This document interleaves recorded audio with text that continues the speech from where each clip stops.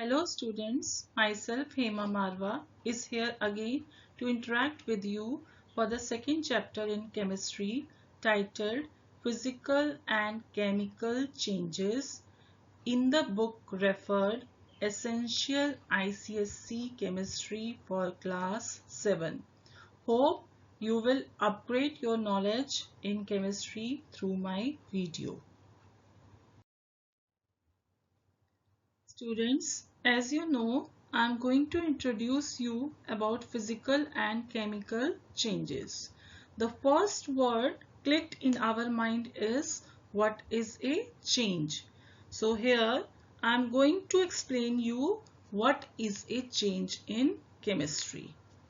Students, change in chemistry can be defined as a transition of state or condition of a thing to another. I repeat, change in chemistry can be defined as a transition of state or condition of a thing to another. Now, some important points which you have to note down. What are they? First, changes are an integral part of nature. Changes are an integral part of nature. You can see in the nature a number of changes takes place like ripening of fruit, growth of plants and animals. They are continuously taking place in nature. Second point to be noted, changes takes place every moment around us. Changes take place every moment around us. Now taking some example of changes. Some common example I am taking. First, digestion of food. Then ripening of fruit. Growth of plants. Growth of children and etc. Students, now we will discuss the types of changes. Changes are classified into various types depending on various factors. First category of classification I am taking is reversible and irreversible changes. Reversible and irreversible changes. So what are the definitions? A change is said to be reversible when opposite change can be brought about by reversing the condition. I repeat, a change is said to be reversible when the opposite change can be brought about by reversing the condition. Some example I will take for your better understanding. You see, ice melts on being heated and water freezes on being cooled. Thus the change of ice into water and that of water into ice are reversible. Same way, vaporization of water into water vapors and condensation of water vapor back into the water is also an example of reversible change. Or in other words, you can say all changes in state of matter are reversible. Now we will take the definition of irreversible change. A change is said to be irreversible when the opposite change cannot be brought about by reversing the conditions. I repeat, a change is said to be irreversible when the opposite change cannot be brought about by reversing the condition. For example, milk can be changed into curd, but curd cannot be changed back into milk. Hence, this change is irreversible. Same way, on being heated, sugar gets charred. Charred means it changes into black mass. And if you will cool the charred sugar, you cannot get back sugar in original crystal form. Thus, curdling of milk and charring of sugar are the example of irreversible changes. Now students, we will take the second type of classification, that is desirable and undesirable changes. Such changes which are useful to us and therefore desired are called desirable changes. For example, ripening of fruit, growth of plant, or growth of a child, etc. Such changes which are harmful to us. Why they are harmful? Because they can cause some damage to us. So such changes which are harmful to us and therefore undesirable. They are called undesirable changes. For example, volcanic eruption, spoiling of food, earthquake, etc. Students, now we will discuss physical and chemical changes. A change in which no new substances are formed and which can be reversed by reversing the conditions is called a physical change. I repeat, a change in which no new substances are formed and which can be reversed by reversing the conditions is called a physical change. Taking some example, change in state of matter, for example, change of ice into water and vice versa. These all are examples of physical changes. Definition of chemical change: a change in which new substances are formed and which cannot be reversed back by reversing the conditions is called a chemical change. I repeat, a change in which new substances are formed and which cannot be reversed by reversing the conditions is called a chemical change. For example, curdling of milk includes formation of curd, which is a new substance and cannot be reversed back. In other words, you cannot change curd back into the milk. Now in this PPT, I will take the examples of physical change. I have included few examples in this PPT which are given in our book. The glowing of a heater or a bulb.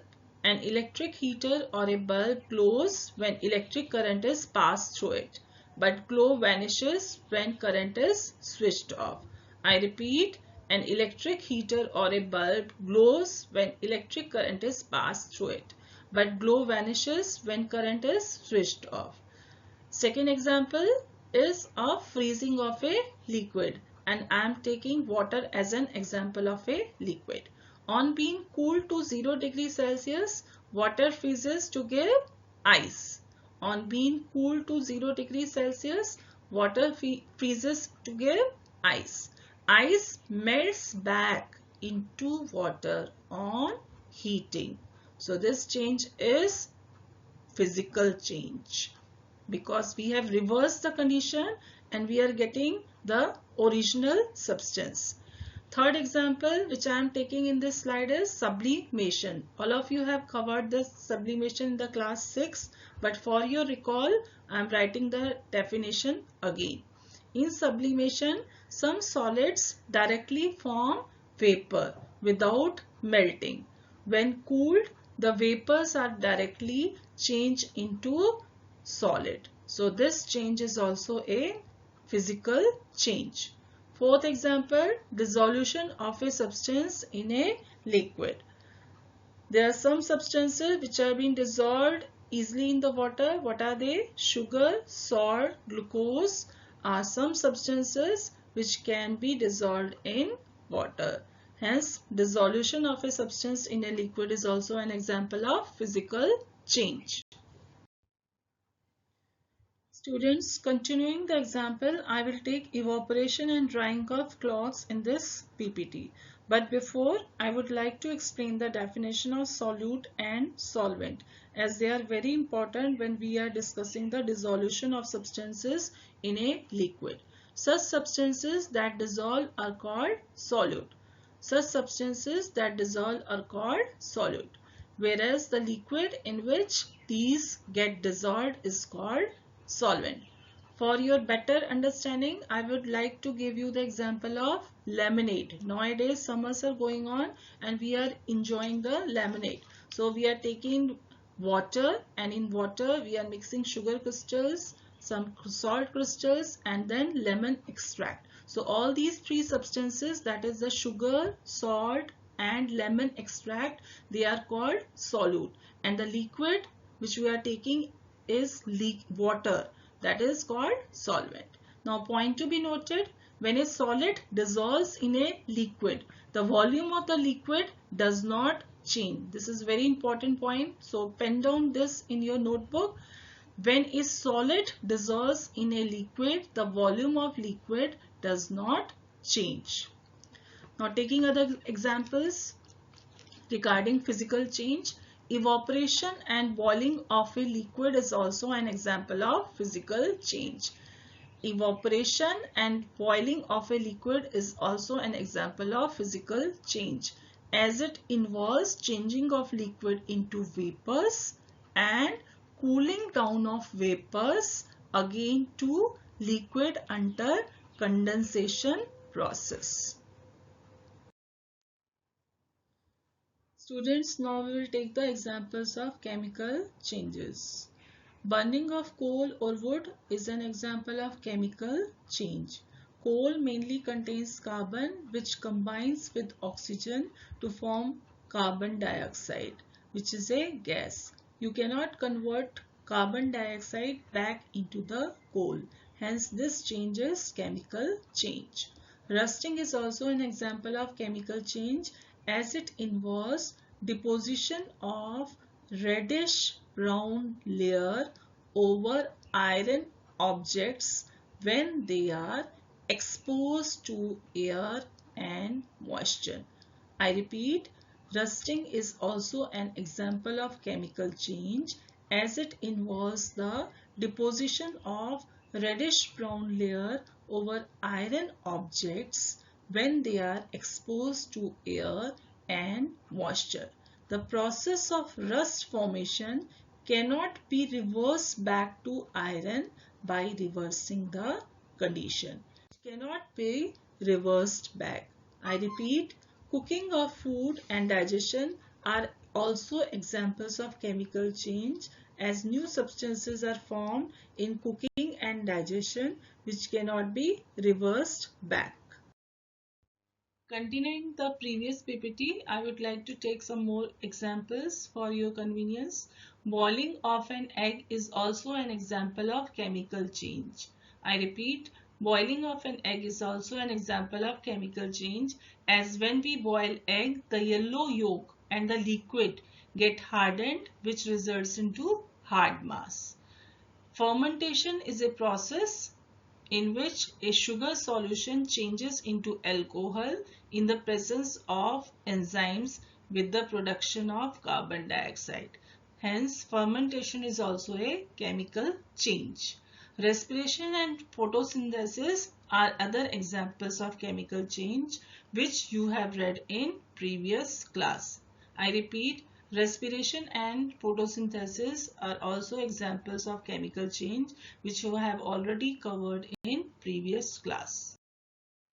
Students, next topic is change of mass in a chemical change. The mass of individual substances undergoing a chemical change is altered. I repeat, the mass of individual substances undergoing a chemical change is altered. For example, when carbon is burned in air, the amount of carbon is reduced and finally carbon vanishes. In fact, all the carbon gets converted into carbon dioxide. Hence, point to be noted, the total mass of substances taking part and formed in a chemical change remains the same. I repeat, the total mass of substances taking part and formed in a chemical change remains the same. For example, when carbon is burned in air, the amount of carbon is reduced and finally vanishes to form carbon dioxide, but mass of carbon burned plus oxygen taken from the air is same as the mass of carbon dioxide formed. Students, now we will discuss the differences between physical and chemical change. I have shown a table for your convenience. A physical change is temporary while a chemical change is permanent. I repeat, A physical change is temporary while a chemical change is permanent. A physical change is reversible. A physical change is reversible, but the chemical change is irreversible. No new substances are formed in a physical change, but in a chemical change, new substances are formed. In a physical change, the mass of the substances does not change. In a chemical change, mass of substances undergoing a chemical change is altered. Now the next topic we will discuss is, can physical and chemical changes happen together? Can physical and chemical changes happen together? Answer is yes. Yes, they can happen together. Common example is burning of candle. Following changes takes place when candle is burnt. Wax under wick gets heated and melts. The molten wax flows down and solidifies. Change in state from solid to liquid and again from liquid to solid are physical changes. Now I have shown one figure to show the burning of candle that involves physical as well as chemical change. As you see in the diagram, there is a candle which is burning, and most of you used to light the candle at your birthday. So when the wick gets burned, then what happens? The wax slowly and slowly changes into the liquid form, and liquid solidifies and again changes into the previous form of wax. Now let us discuss about the chemical change. A part of molten wax vaporizes and burns to form new substances. Now what are the new substances? They are carbon dioxide and water vapor. This change is irreversible. Why this change is irreversible? Because you cannot change carbon dioxide and water vapor back into the molten wax. So burning of wax is chemical change. I will explain this slide again for you. A part of molten wax vaporizes and burns to form new substances, that is carbon dioxide and water vapors. This change is irreversible. That means you cannot reverse back this change. So burning of wax is chemical change. Students, now we will take the next topic. Physical and chemical changes involve energy change. Physical and chemical changes involve energy change. Children, you know, a change in energy takes place when a physical or chemical change occurs. Now, how does this change take place? Energy is either taken in means absorbed, or given out. Given out means evolved or emitted by a substance which undergoes a change. By this we mean that heat or light is either absorbed or emitted by a substance during a physical or chemical change. Hence, energy changes usually involve the heat. Now let us recollect our points. When a substance changes its state, that is from the solid to liquid or liquid to solid, energy is involved. I repeat, when a substance changes its state from solid to liquid or liquid to solid, energy is involved. Energy is either taken in, that is absorbed, or given out. Given out means evolved or emitted by the substances undergoing the changes. Students, in this slide, we will take the classification of two types of changes depending upon energy change. Depending on energy changes, we can categorize the changes into two types. What are they? First is exothermic change and second is endothermic change. Now, what is the definition? A change in which heat is evolved. A change in which heat is evolved is called exothermic change. I repeat, a change in which heat is evolved. Evolved means emitted out, is called exothermic change. For example, burning of coal. You have seen when we burn the coal, heat is being produced, heat is being evolved, and some light is also being evolved. So hence burning of coal is an exothermic change. Now what is the definition of endothermic change? A change in which heat is absorbed. A change in which heat is absorbed is called endothermic change. For example, in photosynthesis, sun heat or sunlight is being absorbed. So photosynthesis is an example of endothermic change. Students, now we will take the examples of energy change in a physical change. You know, energy changes are observed during a change in state. Always remember, whenever there is a change in state, there will be energy change.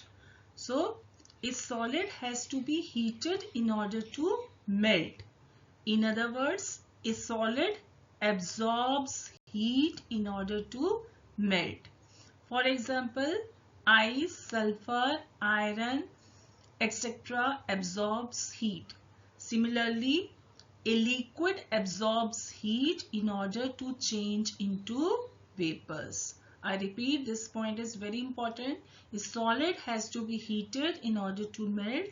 In other words, a solid absorbs heat in order to melt. For example, ice, sulfur, iron, etc. absorbs heat. Similarly, a liquid, for example water, absorbs heat in order to change into vapors. On being cooled, gases and vapors form liquid. Heat is given out in these processes. On being cooled, gases and vapors form liquid. Heat is given out in these processes. Students, now we will take an activity to show the energy change. Boil water in a kettle. You can see in the diagram, kettle is placed on the right side. Place a bowl of cold water near its spout. You can see clearly the bowl is being kept near to the spout on the left hand side. After some time you will see water vapor coming out of the spout will condense as it comes in the contact of bowl. After some time you will find that the water in the bowl has become hot. So why this happen? On being boiled, water changes into water vapor. The water vapor condenses into drops of hot water and hence heat is being transferred from the kettle to the bowl which is carrying the cold water. So water in the bowl becomes hot. Now students, we will take the example of energy change in a chemical change. All chemical changes involve a change in energy.